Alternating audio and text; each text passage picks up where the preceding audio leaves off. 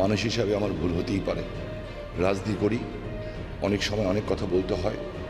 যাদের কাছে ক্ষমা চেয়ে এবার দেশে ফিরতে চান শেখ হাসিনার ঘনিষ্ঠ নেতা শামীম ওসমান। খেলা হবে বলতে বলতে খেলা ছেড়ে কোথায় পালালেন শামীম ওসমান? খেলা হবে 24 তারিখের পরে খেলাবে। তুই, তোর খালেদা জিয়া, তোর জামাত, তোর হেফাজত সব নিয়ে আমরা খেলবো। খেলা হবে, এই এক বাক্য দিয়ে দেশ বিদেশে পরিচিতি পেয়েছিলেন শামীম ওসমান এবং তার এই জনপ্রিয় ডায়লগ ভারতেও একসময় আলোড়ন সৃষ্টি করেছিল। শামীম ওসমান নারায়ণগঞ্জের রাজনৈতিক দীর্ঘ 15 বছর ধরে আওয়ামী লীগের ছত্রছায়ায় সন্ত্রাস আর পেশি শক্তির জোরে তার আধিপত্য বজায় রেখেছিলেন।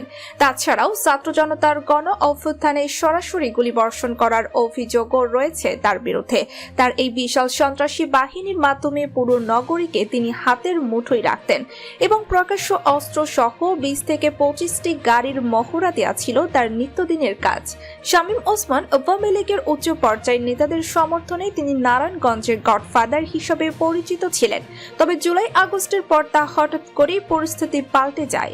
জুলাই আগস্ট গণ অভ্যুত্থানে টিকতে না পেরে এরপরই বেড়ার পালের মতো আত্মগোপনে চলে যান দলটির নেতাকর্মীরা। এই তালিকায় আছে নারায়ণগঞ্জ 4 আসনের সাবেক সংসদ সদস্য শামীম ওসমানের নামও। উক্ত প্রতিবেদন থেকে জানা যায় 2023 সালের 23 সেপ্টেম্বর নারায়ণগঞ্জ কেন্দ্রীয় কবরস্থানে তার বাবা মা সহ পরিবারের সদস্যদের কবর জিয়ারত শেষে সাংবাদিকদের সঙ্গে আলাপকালেই শামীম ওসমান সর্বসাধারণের কাছে ক্ষমা প্রার্থনা করেন। কবরস্থানে আমার আব্বা, আম্মা, ভাইয়া, আমার দাদা, দাদি সবাই শুয়ে আছেন, যে হাত জোর করে, এবং যারা মুসলিয়ান আছেন তাদের কাছে হাত জোর করে ক্ষমা চাচ্ছি এবং পবিত্র ওমরা হজ পালনের উদ্দেশ্যে সপরিবারে সৌদি আরব যাবেন উল্লেখ করে তিনি বলেন, ফিরে আসবো কিনা আমি জানি না, আপনারা দোয়া করবেন। এই কবরস্থানে আমার বাবা মা সহ পরিবারের অনেকেই শুয়ে আছেন, আমিও যেন এখানে তাদের সঙ্গে থাকতে পারি, এই দোয়া করবেন। ভিডিওতে শামীম ওসমান আরো বলছেন, আমি একটা মানুষ, আর মানুষ হিসাবে আমার ভুল হতেই পারে।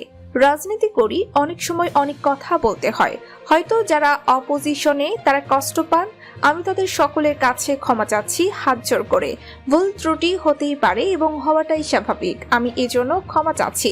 ফিরে আসবো কিনা জানি না, আপনারা দোয়া করবেন।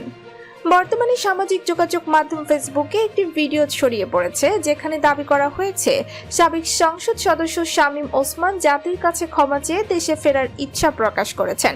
তবে রিউমার স্ক্যানার টিমের অনুসন্ধানে জানা গেছে এই দাবিটি সত্য নয় এবং এটি একটি পুরনো ভিডিও বার্তার ভিন্ন প্রেক্ষাপট ব্যবহার করে প্রচার করা হয়েছে। 2023 সালের 23 সেপ্টেম্বর হাত জোর করে সবার কাছে ক্ষমা চাইলেন শামীম ওসমান শিরোনামে প্রকাশিত একটি ভিডিও প্রতিবেদন খুঁজে পাওয়া যায়। উক্ত প্রতিবেদনের ভিডিও চিত্রের সাথে আলোচিত দাবিতে প্রচারিত ভিডিওটির মিল রয়েছে। সুতরাং 2023 সালের একটি ভিন্ন ঘটনার ছবি ব্যবহার করে ভুল তথ্য ছড়ানো হচ্ছে। এ বিষয়ে ফেসবুকে একটি ভিডিও পোস্ট করে শামীম ওসমানের ছেলে ইমতিনান অয়ন ওসমান ক্যাপশনে লেখেন, গতকাল রাতে হঠাৎ করেই এমন একটি গুজব ছড়িয়ে দেওয়া হয়, আমি এবং আমার পরিবারের সদস্যরা থাইল্যান্ড চলে গেছি, যা সম্পূর্ণরূপে ভিত্তিহীন। সকলের কাছে একটাই অনুরোধ, গুজবে কোনো কান দেবেন না, দেশটাকে ধ্বংস করার ষড়যন্ত্র চলছে। তিনি আরো বলেন, রাজনীতি করতে গেলে অনেক কথাই বলতে হয়, হয়তো অনেক সময় অনেক কথা বলেছি, এখন যদিও বলি না, তারপরও আপনাদের কাছে ক্ষমা চেয়ে নিচ্ছি। দাবিটি একদম সত্য নয়, বরং মিথ্যা। সম্মানিত দর্শক, ক্ষমা চেয়ে শামীম ওসমান বললেন, ফিরবো কিনা জানি না।